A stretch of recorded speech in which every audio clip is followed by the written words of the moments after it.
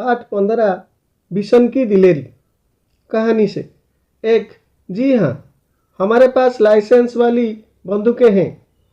सरपंच माधो सिंह भी हमें जानता है। शिकारियों ने कर्नल साहब से क्या सोचकर ऐसा कहा होगा? उत्तर, शिकारियों ने कर्नल साहब से ऐसा इसलिए कहा होगा कि वे समझ जाएं कि वे अवैध शिकार नहीं कर रहे हैं। 2, बिशन घायल तितर को क्यों बचाना चाहता था? उत्तर, घायल तितर को देखकर बिशन का दिल पिघल गया। वह असहाय अवस्था में नहीं छोड़ना चाहता था। 3, घायल तितर को बचाने के लिए उसे किस तरह की परेशानियां हुई? उत्तर, घायल तितर को बचाने के लिए उसे कंटीली झाड़ियों से गुजरना पड़ा, कंटीले तारों की बाड़ से गुजरना पड़ा, खर्चों से खून निकलने लगा और उसकी कमीज की आस्तीन भी फट गई। 4, घायल तितर अगर तुम्हें मिला होता तो क्या तुम उसे पालते या अच्छा होने पर छोड़ देते? क्यों? उत्तर, घायल तितर अगर मुझे मिल जाता तो मैं उसे स्वस्थ होने तक अपने पास रखता, फिर उसे छोड़ देता, क्योंकि सभी पशु पक्षियों स्वतंत्र रहकर ही खुश रहते हैं। भाषा की बात। 1, इन वाक्यों को अपने शब्दों में लिखो। सुबह की हल्की धूप में खेत सुनहरे दिखाई दे रहे थे। वह इतना तेज चल रहा था मानो उसके पंख लग गए हों। उत्तर, सुबह की हल्की धूप में खेत सुंदर दिख रहे थे। इतना तेज चल रहा था कि जैसे उसके पंख लगे हुए हों। 2, तितर स्वेटर में फंस गया तो बिशन ने उसे पकड़ लिया और अपने सीने से चिपका लिया। ऊपर लिखे वाक्यों में उस शब्द का इस्तेमाल तितर के लिए किया गया है। एक ही संज्ञा का बार बार इस्तेमाल करने की बजाय उसकी जगह कुछ खास शब्दों का प्रयोग किया जाता है। ऐसे शब्दों को सर्वनाम कहते हैं। नीचे लिखे वाक्यों में सर्वनाम का ठीक रूप छांट कर लिखो। क, मास्टर साहब ने अपराह को अपने पास बुलाकर कहा, तुम कल मेरे घर आना। ख, सेंटिला तुम्हारा घर नागालैंड के किस शहर में है? ग, सुधा ने अपनी बुआ से पूछा, पापा आपसे कितने बड़े हैं? घ, मोहन को समझ में नहीं आ रहा कि उसे क्या करना चाहिए।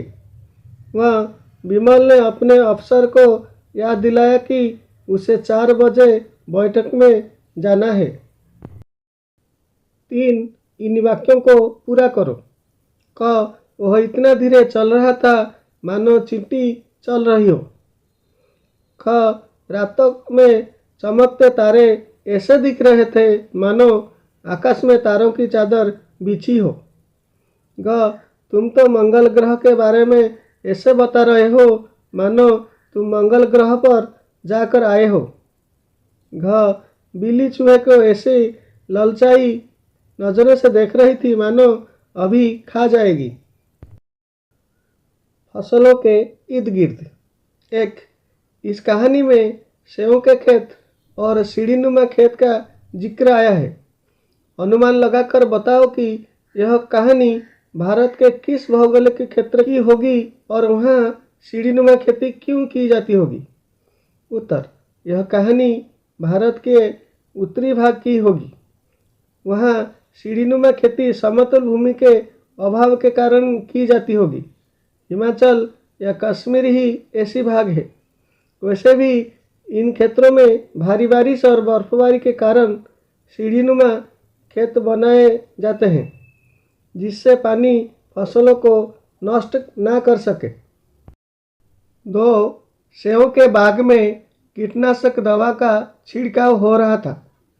यूँ तो कीटनाशक दवाएं फलों, सब्जियों और अनाज की फसलों को कीड़ा लगने से बचाती हैं, पर ये कीटनाशक दवाएं कीड़ों को नष्ट करती है। इनका सेवन करने से क्या हमें भी नुकसान होता होगा? पता करो और कक्षा में बातचीत करो। उत्तर, फलों, सब्जियों और अनाज की फसलों में छिड़की जाने वाले कीटनाशक दवाएं कीड़ा को नष्ट करती है, लेकिन इनमें जहर की मात्रा बहुत ही कम होती है, इसलिए उनके सेवन से नुकसान नहीं होता है। लेकिन फिर भी वह कीटनाशक हमारे पाचन तंत्र पर थोड़ा बहुत प्रभाव डालता है, इसलिए इसके सेवन से पहले अच्छे से धोना चाहिए। ऐसे में फलों और सब्जियों का इस्तेमाल करने से पहले किन बातों को ध्यान में रखना जरूरी होगा? उत्तर: फलों और सब्जियों को कीड़ों से बचाने के लिए कीटनाशक दवाओं का छिड़काव किया जाता है, इसलिए फलों और सब्जियों को खाने से पहले अच्छी तरह से धोना चाहिए। सब्जियों को पकाकर खाना चाहिए। कटी हुई सब्जियां या फलों को नहीं खाना चाहिए। तुम्हारे आसपास एक कर्नल दत्ता ने घायल तितर को गेंदे की पत्तियों का रस पिलाने के लिए कहा। पत्तों का इस्तेमाल कई कामों के लिए होता है। नीचे लिखी पत्तियों का इस्तेमाल किस लिए होता है? उत्तर: तुलसी पूजा पाठ करने तथा चाय में डालने में प्रयोग होती है। नीम कीड़े फुंसी पर लगाने तथा दवाइयों में प्रयोग होता है। मीठा नीम। करी पत्ता सब्जियां और दाल बनाने में प्रयोग होता है। आम पूजा पाठ तथा सजावट आदि में प्रयोग होता है। अमृत दवाइयों में प्रयोग होता है। तेजपत्ता सब्जी में डालने तथा मसाला बनाने में प्रयोग होता है। केला पूजा पाठ तथा भोजन करने में प्रयोग होता है।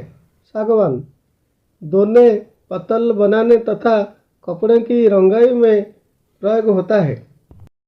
दो कर्नल साहब के कहने पर बिशन दौड़कर दवाइयों का बक्सा ले आया। इसे तुम प्राथमिक चिकित्सा बक्स, फर्स्ट एड बक्स के नाम से जानते होंगे। इस बक्स में क्या क्या चीज़ें होती है? उत्तर: इस बक्से में कपड़े की पट्टी, रुई, डेटल, काटने जलने की दवाई, कैंची, चिमटी आदि चीज़ें होती है। इसका इस्तेमाल कब कब किया जाता है? उत्तर: इसका इस्तेमाल मामूली चोट लगने या छोटे मोटे उपचार के लिए किया जाता है। 3. तुमने पर्यावरण अध्ययन में पढ़ा होगा कि पहाड़ी क्षेत्रों में आमतौर पर छतें ढलावदार बनाई जाती है। सोचकर बताओ कि ऐसा क्यों किया जाता है? उत्तर: पहाड़ी क्षेत्रों में आमतौर पर छतें ढलावदार बनाई जाती हैं क्योंकि इन क्षेत्रों में बर्फ आदि पड़ती रहती हैं जो समतल छत होने पर उसमें जमा हो सकती है, जिससे मकान गिरने का खतरा हो सकता है। इसके साथ ही ये ढलावदार छतें तेज बारिश के लिए भी उपयुक्त हैं। पहाड़ी इलाका। इस कहानी में पहाड़ी, घाटी आदि शब्दों का इस्तेमाल हुआ है। पहाड़ी इलाके से जुड़े हुए और शब्द सोचकर लिखो, जैसे ढलान, चट्टान आदि। उत्तर: ढलान, चट्टान, टेढ़ा मेढ़ा, कंटीला, संकरा, पथरीला, ऊंचा नीचा, कठोर, शुष्क, खुला, बर्फीला, चट्टानी, असमतल, सीढ़ीनुमा, पगडंडी, झाड़ी, छप्पर, बर्फबारी, चोटियाँ आदि। तीतर। एक पहेली। तीतर के दो पीछे तीतर, तीतर के दो आगे तीतर। बोलो कितने तीतर? उत्तर: 3 तीतर। 2. यहाँ तीतर का फोटो दिया गया है, गौर से देखो और उसका वर्णन करो। चौथी में तुम यह कर चुके हो। उत्तर: तीतर एक छोटा सा पक्षी होता है। यह देखने में बहुत ही सुंदर ही लगता है। इसके छोटे छोटे पंख होते हैं। यह कूदा कूदा कर चलता है और हल्की उड़ान भी भरता है। यह एक साथ झुंड में रहते हैं तथा लड़ने में तेज होते हैं। 3. तीतर के बारे में और जानकारी इकट्ठा करो, जैसे तीतर का घोंसला, यह क्या खाता है आदि। उत्तर: तितर छोटे छोटे तिनकों से अपना घोंसला बनाता है। यह हरी हरी पत्तियों, छोटे मोटे कीड़े तथा फल फूल खाता है। यह दिखने में भूरी रंग का होता है और बहुत अच्छा लगता है। यह आपस में लड़ाई भी करते हैं।